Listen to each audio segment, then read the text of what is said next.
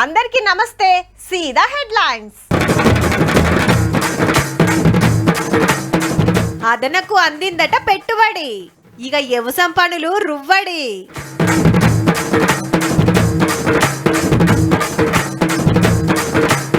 Jubilee hills మీద 4 పార్టీల నజర్, ఎట్లా చూసుకున్నా ఉంటది తగ్గఫర్.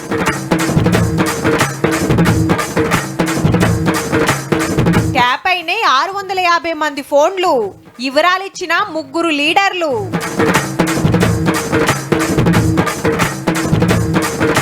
టూరిస్టులతోటి ఉన్నాయట తిప్పలు, గా దేశాలకు రావద్దని నిరసనలు. ఆనవడ్డప్పుడే చెరువు నింపాలి, పదునున్నప్పుడే ఇత్తులు పెట్టాలి, చిన్నగున్నప్పుడే గడ్డి వీకేయాలి, అదునుకే నాటేయాలి, గాలొచ్చినప్పుడే తూర్పాల పట్టాలి. అంతేగాని షెర్ల నీళ్లు షెర్వెన్క పడ్డాక తూము మూస్తే ఏం ఫాయిదా? ఎర్రటి ఎండలకు ఇత్తునాలు పెడితే మొలకెళ్తాయా? ఉబ్బరిస్తున్నాయల్లా వడ్లు పడతామంటే అవుతుందా? అట్లనే పెట్టుబడి సుత. అసలు అలా చేతులుంటేనే వ్యవసాయం చక్కగా నడిచేది. ఇప్పుడు మన రైతులకు గా తిప్పల కొంత తప్పినట్టేనబ్బా. ఏ ఊరి రచ్చబండ కాడ చూడు రైతు భరోసా ముచ్చట్లే. ఫోన్ల మెసేజ్లు చూస్తుడు, నీకెంత పడ్డది నాకెంత పడ్డదని మాట్లాడుకున్నాడు. సీఎం రేవంత్ రెడ్డి సారు నిన్న ఇట్లా కంప్యూటర్ కట్టుకొత్తంగానే టింగు మని ఫోన్లు మోగుతూనే ఉన్నాయి. కాకుంటే 3 ఎకరాల లోపు ఉన్నట్టయితే రాత్రి సంధి పడుతున్నాయి. రేపు కొందరికి ఎల్లుండి కొందరికి ఇట్లా 6 రోజులలోనే అందరి అకౌంట్లలో వేస్తారట. పక్క ట్రాక్టర్ కిరాయిలు, ఇత్తనాలు, ఎరువులు కూలేసేయాల పెట్టుబడి పైకం అందినందుకు ఫుల్ ఖుషీలు ఉన్నారు రైతులు. ఆకలైనప్పుడే అన్నం పెట్టినోడు గొప్పోడు. ఎప్పుడు కొత్త వాడు దానికి పెట్టుబడికి వాడాడు, మిగతా జలసాలకు వేరే అవసరాలకే వాడిపోతాయి. ఇప్పుడు ఇలా కరెక్ట్ టైంలో ఇస్తే రైతులు 100% ఉపయోగం చేసి పంట పెట్టకంటే ముందు లాగోడికి పైసలు వాడడం మాకు సంతోషకరమే ఉంది.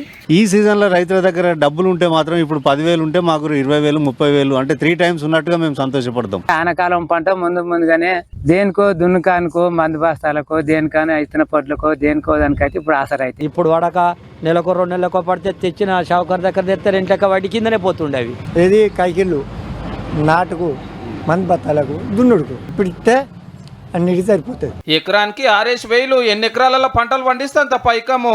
ఒకళ్ళ కాడ అప్పు తెచ్చే అక్కర్ లేకుండా వ్యవసాయం నడుస్తుంది. మెసేజ్ వచ్చింది 30 గుంటల వరకు 4,500 రూపాయలు పడ్డాయి. ఇప్పుడు మందు బస్తాలు తెప్పించుకుంటాం, ఎరువు మన విత్తనాలు తెప్పించుకుంటాం. ఎంత పడ్డాయి పైసలు? 9,000. ఇప్పుడు దున్నడానికి పెట్టుబడికి మందు బస్తాలు తెస్తాం పోయి ఇప్పుడే పోయి ఇక ఉంటే ఖర్చు అవుతాయి. పెట్టుబడి సాయం ఇచ్చినప్పుడు పెట్టుబడికే పెట్టాలి. నాకు 45 క్వింటాలు అయినాయి వడ్లు, బోనస్ పడ్డది, రైతు రుణమాఫీ అయింది. 2 ఎకరాల దాకా అయితే రైతులు 41 లక్షలు, ఎకరాలు 39 లక్షలు, పైసలు 2,349 కోట్లు. మొత్తం 70 లక్షల మందికి 9,000 కోట్లు అందబోతున్నాయి. అయితే కొందరు రైతుల డిమాండ్ ఏంటంటే ఈ రైతు బంధు అనేది 5 ఎకరాల లోపు ఉన్న వాళ్ళకి సన్న చిన్నగా రైతుకు 10 ఎకరాలు ఉన్న వాళ్ళకి ఇవ్వద్దు. వాడు ఎక్కడ అమ్ముకొని బతుకుతాడు. ఏ ఊర్లో చూసినా సర్పంచ్ ఎలక్షన్ల ముచ్చట్లే. ఇంకెన్నడు పెడతారట, ఎప్పుడు పెడతారట, మన ఊరికి ఏ రిజర్వేషన్ వస్తుందో. ఈ తాపకు నేను నిలబడతా, ఖర్చు ఎంతైనా మంచిదే, నువ్వు వార్డు మెంబర్ గెలుచుడు పక్కరా అని చర్చల మీద చర్చలు నడుస్తున్నాయి. ఇన్నొద్దులు ఒగెత్తు, ఇప్పుడు ఒగెత్తు మళ్ళా. అట్లనే ఎంపీటీసీ జెడ్పీటీసీ ఓట్ల గురించి సుతా. ఇదంతా ఊరి లెవెల్లా, కానీ స్టేట్ లెవెల్లో నడుస్తున్నది గీ ఉప ఎన్నిక గురించి. మా గంటి సారు కాలం చేసి 6 రోజులు అయ్యిందో లేదో ఉప ఎన్నిక చర్చలు జోరుగా నడుస్తున్నాయి. మీదికి ఎవ్వరు మాట్లాడతలేరు గాని 4 పార్టీల నజరు జూబ్లీహిల్స్ మీదనే ఉన్నది. ఇప్పుడు సిట్టింగ్ సీట్ మళ్ళా మనమే గెలవాలని కారోళ్ళు. గిసొంటి టైంలో ఇంటోళ్ళకే టికెట్ ఇచ్చి నడుస్తున్నది కాబట్టి గోపీనాథ్ సారుల భార్యనే నిలబెడతారని గులాబీ భవన్ లో గుసగుసాలు. కొడుకు కూడా ఉన్నాడు గాని గింత చిన్న ఏజ్ లో రాజకీయాలు వద్దు అంటురాట. అయితే పీజీఆర్ కొడుకు విష్ణువర్ధన్ రెడ్డి, రావుల శ్రీధర్ గారు కూడా టికెట్ కోసం లైన్లు ఉన్నారని ప్రచారం నడుస్తోంది. కారు క్యాండిడేట్ ఎవరైతారో గానీ మాకు పబ్లిక్ లో పతారా పెరిగిందని చెప్పుకునేటోళ్లకు ఇది ఒక పెద్ద సవాల్ అయ్యింది. ఎందుకంటే పార్లమెంట్ ఎలక్షన్ లో గుండు సున్నా వచ్చినాక ఎమ్మెల్సీ ఎలక్షన్ లో పోటీ కూడా చెయ్యాలి. ఇటు కేసుల విచారణలు, కమిషన్ల ఎంక్వైరీలు, అటు కవితక్క లొల్లి నడుస్తున్నాయి. అలా ఆయనతో ఎమ్మెల్యే ఎలక్షన్లు ఇటమటం ఆయనంటే పార్టీ పరిస్థితి ఇంకేమైతుందో మరి. ఇక 2023లో కాంగ్రెస్ టికెట్ మీద అజారుద్దీన్ సార్ పోటీ చేస్తే 16,000 ఓట్ల ఫరక్ తోటి ఓడిండు కాబట్టి ఇప్పుడు అంతమందం తెచ్చుకుంటే అల్కా గెలుస్తామని అధికార పార్టీల పిలాను. టికెట్ కోసం రోహిన్ రెడ్డి, నవీన్ యాదవ్, బాబా పసియోద్దీన్, బొంతు రామ్మోహన్ సార్ కోషిష్ చేస్తున్నారని గాంధీ భవన్ లీన పడుతున్న ముచ్చట. కంటోన్మెంట్ ఉప ఎన్నికల బీఆర్ఎస్ సిట్టింగ్ సీట్ ను గెలిచినట్టే ఈడ కూడా గెలవాలనే జిద్దుతోటున్నారట పార్టీ పెద్దలంతా. నియోజకవర్గంలో ఎంఐఎం ఓట్లు కూడా చానే ఉన్నాయి కాబట్టి పతంగి పార్టీ సపోర్ట్ తీసుకుంటే గెలుపు కాంగ్రెస్ దే అనేది చాలా మంది మాట. మరి అసద్ భాయ్ సరే అంటాడా, మేము కూడా సై అంటాడా తెలియదు. ఇక బీజేపీని చూస్తే మునుపోడిన దీపక్ రెడ్డి సారే కాదు, కీర్తి రెడ్డి, పద్మ, దత్తన బిడ్డ లక్ష్మక్క కూడా లైన్లో ఉన్నది టికెట్ కోసము. జూబ్లీ హిల్స్ ఏరియాలో ఆంధ్రాకెళ్ళి వచ్చిన వాళ్ళు బగ్గనే ఉంటారు కాబట్టి అక్కడ 3 పార్టీల పొత్తు ముచ్చట ఎలబెట్టి ఈడ ఎమ్మెల్యే సీట్ కొట్టాలని పిలానేస్తురట. ఎమ్మెల్యే సీట్ కాలైన 6 నెలల లోపల ఎప్పుడైనా ఎలక్షన్ పెట్టాలి కాబట్టి ఓట్లు ఎప్పుడొస్తాయో గానీ ఇప్పటికైతే జూబ్లీ హిల్స్ ఉప ఎన్నిక రాజకీయం గిట్లున్నది.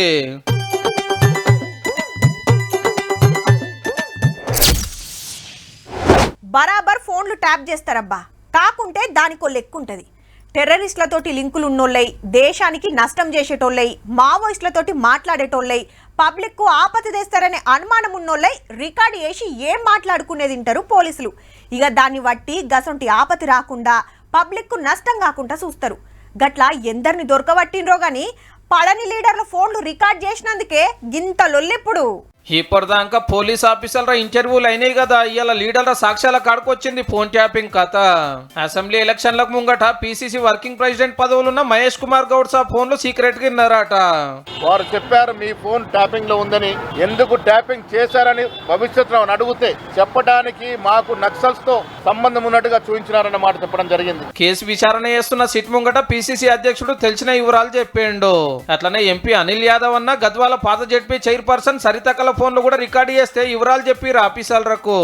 ఇల్లయే కాదు, అసెంబ్లీ ఎలక్షన్లకు 2 ఏళ్ల ముందు సంది 650 మంది సీనియర్ కాంగ్రెస్ లీడర్ల ఫోన్లు రికార్డు చేసి ఏం చేస్తున్నారు, ఎవరిని కలుస్తున్నారు, ఏం మాట్లాడుకుంటున్నారు అనేది ఇన్నారట.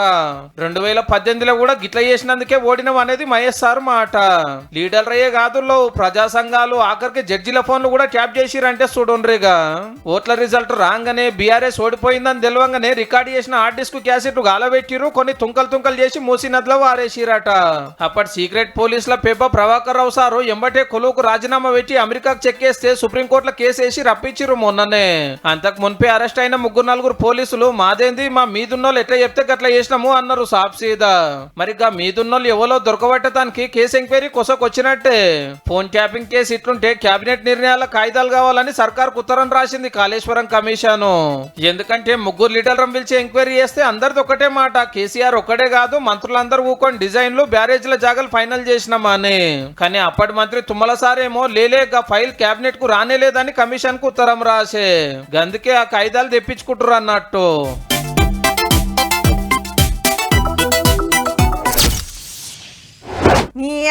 ఉత్త 5,000కే బదనం చేస్తారా? ఏం మాకు చిల్లర ఖర్చులు ఉండవా? మాదెంత 15,000. అందులో 3 పొత్తు. పై ఆఫీసర్కు ఆఫీసర్లకు పోను మాకు మిగిలేది ఏమున్నదయ్యా? ఓ లెస్స తీసుకున్నాం, 25,000కే 10 సార్లు అనబడుతుంది. ఇగో గిట్లనే ఫీల్ అవుతుండొచ్చు రబ్బా. కానీ కమాయించుట్లో కూడా ఓ రేంజ్ ఉండాలి. కొడితే కుంభస్థలం కొట్టాలన్నట్టే ఫిక్స్ అవుతారు కొందరు. గండ్లా గీ మేడం ఫస్ట్ ర్యాంకు కొట్టొచ్చు పో. ఇటు 50,000 అటు 50,000 నడుమిట్లు 20,000 మొత్తం 1,20,000 లంచం. దొరికిపోతే అని తలకాయ నేలకేసింది మేడం. పేరు స్వరూప, మేడ్చల్ జిల్లా కాప్రా మున్సిపాలిటీలో ఏఈఈ. ఓ కాంట్రాక్టర్ కి 28 లక్షల బిల్లు ఇచ్చేది ఉంటే కొంత ఇచ్చి కొంత ఆపిందట. కడమది సాంక్షన్ చేస్తానికి పైసలు కావాలని సతాయిస్తుంటే ఆయన ఏసీ బోర్డులకు చెప్పి గిట్ల పట్టిచ్చిండు. 1,50,000 రూపాయలు డిమాండ్ చేసింది అన్నమాట లంచంగా. అట్లయితేనే ఇక మిగతా 2.5 లక్షల రూపాయలది నేను ప్రాసెస్ చేసి. మేడానికి ఎంత జాలిగా ఉండే 30,000 డిస్కౌంట్ కూడా ఇచ్చింది 1,50,000 మట్రం తీసుకోకుండా. అన్నో ఇన్నో కాదుల్లా, ఖుద్దు ఆఫీసులనే కడక్ నోట్ల కట్టలు తీసుకుందంటే మేడం ధైర్యాన్ని తారీఫ్ చేయవలసిందే. పబ్లిక్ గిన మస్తు హుషారైండ్రు. ఇన్నొద్దులు లంచాలు చదివించేటోళ్ళు ఇప్పుడేమో ఏసీబీకి పట్టిస్తారు. తప్పకుండా దినం 2-3 దొరుకుతాండ్రు. మళ్ళా ఆఫీస్ ఈ ఆఫీస్ అని ఏం లేదు, అందరూ సమన్యాయం చేస్తున్నారు లంచాలకు. జీతాలు పెంచినా, ఫస్ట్ నాడే చేసినా, డిఏలు ఇచ్చినా, ఇంకే ఫాయిదా చేసిన కొందరు ఉత్తమ ఆఫీసర్లకు మంది సొమ్ము తినకుంటూ అస్సలు డ్యూటీ చేసినట్టు అనిపించనట్టుంది పో.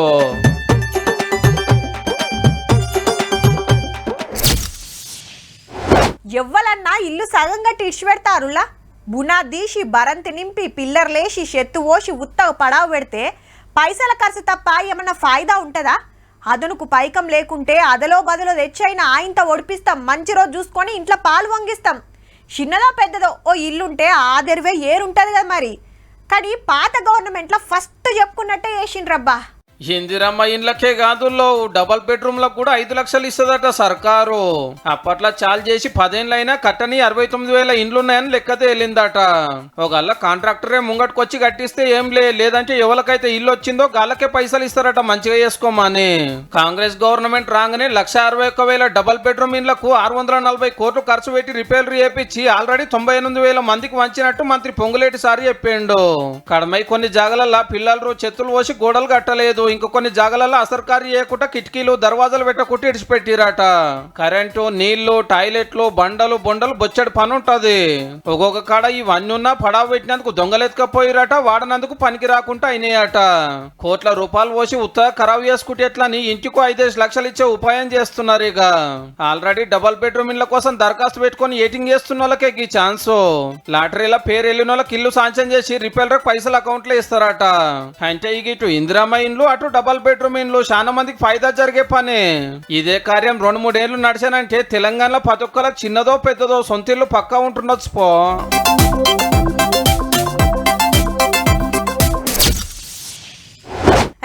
ఊకే ఏం కీసులాడతారు నువ్వోటన్నా ఆయనోటన్నా ఇట్లా ఎన్నెండ్లు సప్పుడుగా అంట ఇద్దరు కూకొని మాట్లాడుకుంటే కాదా అంటుంటారు ఊర్లో. ఇద్దరు కొట్లాట పెట్టుకుంటే నాదే కరెక్ట్ అని ఆయన, నాదే కరెక్ట్ అని ఈయన, అదే బిరుతోటి ఉంటే ఎల్లకాలం గదే లొల్లి. అదే నలుగురు పెద్ద మనుషులను పిలిచి ఎవల ముచ్చటేందో చెప్పుకుంటే ఎట్లా న్యాయం చేయాలనో గట్ల వేస్తారు. సేమ్ గిట్లనే అన్నలు పోలీసులు మాట్లాడుకోవాలనేది ఈ పెద్ద మనుషుల మాట. అడవిలో తుపాకుల మూత లాగాలే, అన్నలను కాల్చుడు ఆపాలే, చర్చలు చేయాలి అని ధర్నా చౌక్ లో కూకున్నారు శాంతిని కోరేటోళ్ళంతా. కమ్యూనిస్టులు, కారోళ్ళు, కాంగ్రెస్ వాళ్ళు, జనసమితి లీడర్లు, ప్రొఫెసర్లు, మేధావులు, పౌర హక్కుల సంఘాలకెళ్లి చాలా మంది వచ్చిర్రు.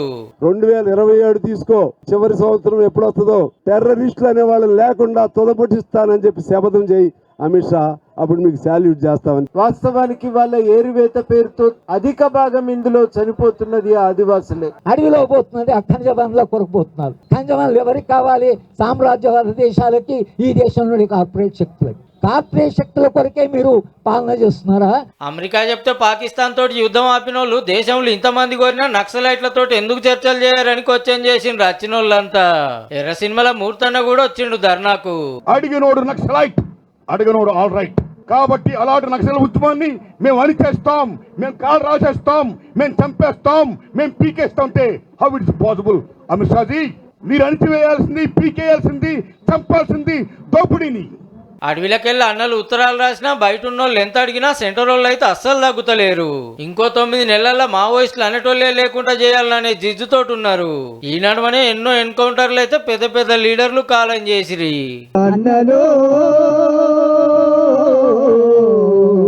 మా వీరులో శూరులో నా బిడ్డలో యాడ పుట్టినారో యాడ పెరిగినారో ఏడికొచ్చి మీరు పోరు చేసినారా. ఎత్తైన కొండలు, మీదికెళ్ళి దుంకే జలపాతాలు, పచ్చటి మైదానాలు, గుళ్ళు గోపురాలు ఉన్న కాడ లోకలోళ్ళు ఏం కోరుకుంటారులా? మా ఏరియా ప్రకృతి అందాలకు అడ్డాలెక్కున్నది. ఈడ ఇంకిన్ని సవలతులు చేస్తే ఏక్ నెంబర్ టూరిస్టు జాగైతుంది. పక్క జిల్లాలే కాదు ఏరే రాష్ట్రాల నుంచి సుతా టూరిస్టులు వస్తారు. అప్పుడు మా ఊరు ఇంకింత డెవలప్ అవుతుంది, మా పోరలకు ఇంత పని దొరుకుతుంది అని ప్రచారం చేస్తారు ఎవ్వలైనా. కానీ గాడేమైతుందో చూడుర్రీ.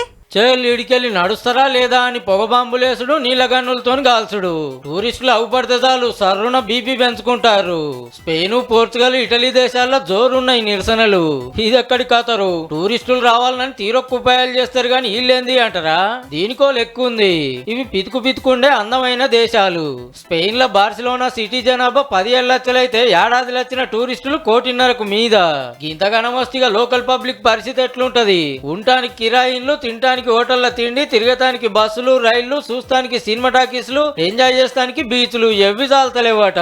ఏరే దేశాలకు వెళ్ళి వచ్చిన వాళ్ళు ఎంత అంటే అంత ఖర్చు పెడతారు కాబట్టి సరుకు సౌదల రేట్లు గిన పీఠానపీరమై అట్లా కొంత తిప్పలైతుందట. మళ్ళా మంది ఎక్కువైతే నీళ్లు ఖరావు, గాలి ఖరావు. కంట్రోల్ చేస్తానికి బీచ్ల పొంట, రాత్రిపూట బార్లల్లో మందు దొరకకుండా చేసినా మనోళ్ళైతే ఆగుతలేరట. అందుకే మా దేశానికి రావద్దు, మమ్మల్ని నాగం చేయొద్దని లడా ఎత్తుకున్నారు 2-3 దేశాల్లో. గిట్లా గెదుముతుంటే ఎందుకు పోతారు? సప్పుడు గంట మా తెలంగాణ తెలంగాణకు రారి, చూడాల్సినవి, తిరగాల్సినవి, తినాల్సినవి ఎన్నో ఉన్నాయి. కావాలంటే మీ దేశాలకు వెళ్ళి మొన్న వచ్చిన అందగత్తలను అడుగురు ఎట్లా ఫిదా అయినరో.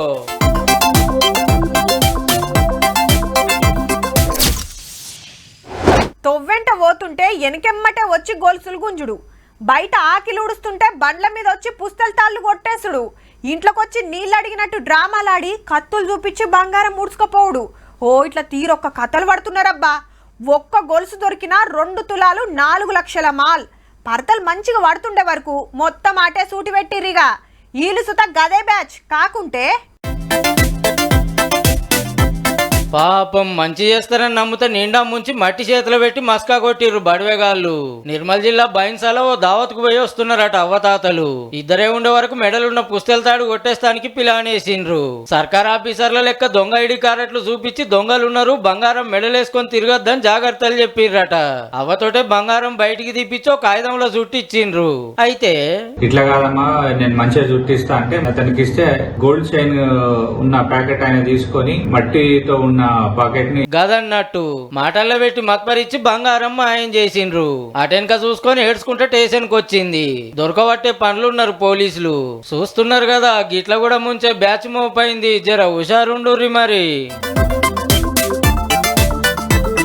చూసిండ్రు కదా ఇక ఇవుల్లా ఇయాల్టి తీన్మార్ ముచ్చట్లు ఉంటామల్లా. నమస్తే.